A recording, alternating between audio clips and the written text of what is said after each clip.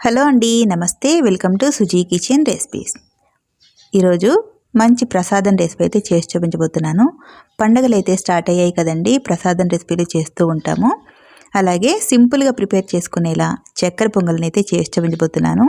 చాలా తక్కువ టైంలో టేస్టీగా చేసుకోవచ్చు. మరి ఇది ఎలా చేయాలో ఇప్పుడైతే వీడియోలో చూసేయండి.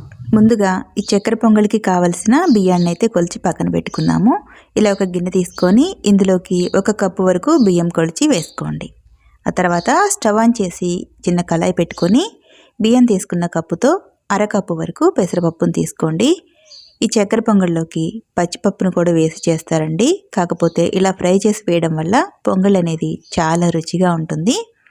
ఇలా వేయించేసుకొని ఇప్పుడు ఈ పప్పుని ముందుగా కొలిచి పెట్టుకున్న రైస్ ఉన్నాయి కదా, అందులోకి వేసేసుకోండి. ఇలా వేసిన తర్వాత ఈ పప్పు కొంచెం చల్లారేపు పక్కన ఉంచేసుకొని ఇప్పుడు ఈ బియ్యాన్ని పప్పుని కలిపి ఒక 2 సార్లు శుభ్రంగా కడిగేసుకోవాలి. ఇలా కడిగిన తర్వాత ఇప్పుడు పొంగల్ వచ్చేసి కుక్కర్లో చేసి చూపించబోతున్నాను. ఇలా ఒక కుక్కర్ తీసుకొని ఈ బియ్యాన్ని అంతా కూడా ఇందులో వేసేసుకొని ఇదే కప్పు మెజర్మెంట్తో 3.5 కప్పుల వరకు నీళ్ళను వేసుకోవాలి.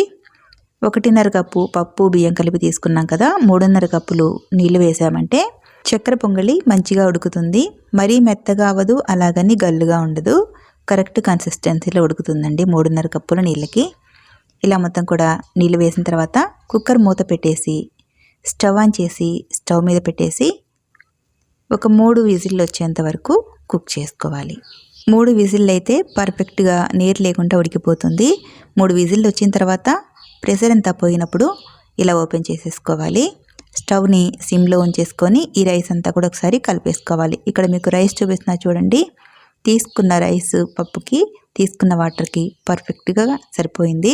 మరీ మెత్తగా లేదు, అలా అని పొడి పొడిగా కూడా లేదు, కరెక్ట్గా ఉడికింది. చక్కెర పొంగలికి ఇలా ఉంటే బాగుంటుంది. ఇలా కలుపుకున్న తర్వాత ఇప్పుడు ఇందులోకి బియ్యం ఏ కప్పుతో తీసుకున్నామో అదే కప్పుతో 1.5 కప్పు వరకు చక్కెర వేసుకోండి. మీరు తీపి ఎక్కువగా తినాలనుకుంటే 1.5 కప్పు వరకు వేసుకోవచ్చు. నేను ఇక్కడ 1.5 వేసాను. అలాగే ఒక చిన్న టీ గ్లాస్తో వాటర్ వేసుకోండి. ఆ తర్వాత చిటికెడంత ఉప్పు కూడా వేసుకోండి. స్వీట్లోకి ఉప్పు వేయడం వల్ల టేస్ట్ కొంచెం బాగుంటుందండి. ఇలా అన్నీ వేసిన తర్వాత ఇదంతా కూడా ఒకసారి కలిపేసుకుందాం. ఇలా కలిపిన తర్వాత మంటని సిమ్లోనే ఉంచేసి చక్కెర అంతా కరిగే వరకు చిన్నగా ఉడికించేసుకోండి. ఇది కొంచెం దగ్గరగా ఉడికేలోపు దీంట్లో కావలసిన జీడిపప్పుల్ని ఫ్రై చేసుకుందాం.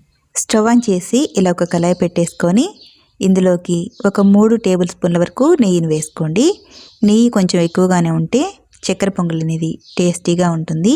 ఇలా నెయ్యి కొంచెం కరిగిన తర్వాత ఇందులోకి ముందుగా రెడీ చేసి పెట్టుకున్న జీడిపప్పు పలుకులు, అలాగే బాదం పప్పు పలుకులు, పచ్చి కొబ్బరి ముక్కలు, కిస్మిస్ కూడా వేసి ఫ్రై చేసుకోవాలి. ఇందులో పచ్చి కొబ్బరి వేయడం వల్ల టేస్ట్ ఇంకా బాగుంటుందండి. ఇలా ఇవన్నీ కూడా చిన్న మంట మీదనే మాడిపోకుండా ఇలా దోరగా వేయించేసుకోవాలి. ఇలా వేయించేసుకున్న తర్వాత వీటిని పక్కన పెట్టేసుకోండి. ఇప్పుడు ఈ రైస్ అయితే చూద్దాము. ఇవి చిన్న మంట మీదనే ఉడికించేస్తున్నాం కదా, చక్కెర అంతా కూడా కరిగిపోయింది. చూడండి, ఇలా కలుపుతూ ఉండగానే కొంచెం దగ్గర పడింది కదా.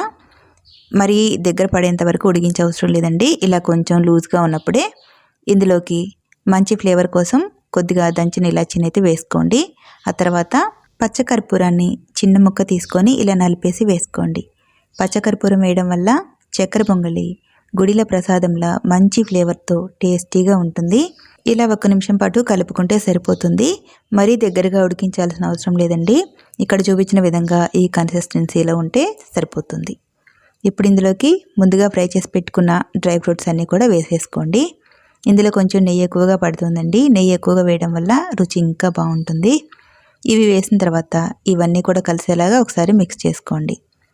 ఈ చక్కెర పొంగలి మరీ గట్టిగా అయ్యేంత వరకు ఉడికించేశారంటే చల్లారిన తర్వాత మరీ గట్టిగా అయిపోతుంది. ఈ కన్సిస్టెన్సీలో ఉన్నప్పుడు స్టవ్ ఆఫ్ చేసుకున్నారంటే ఎంతో టేస్టీగా ఉండే ప్రసాదం రెసిపీ చక్కెర పొంగలి అయితే రెడీ అయిపోతుంది.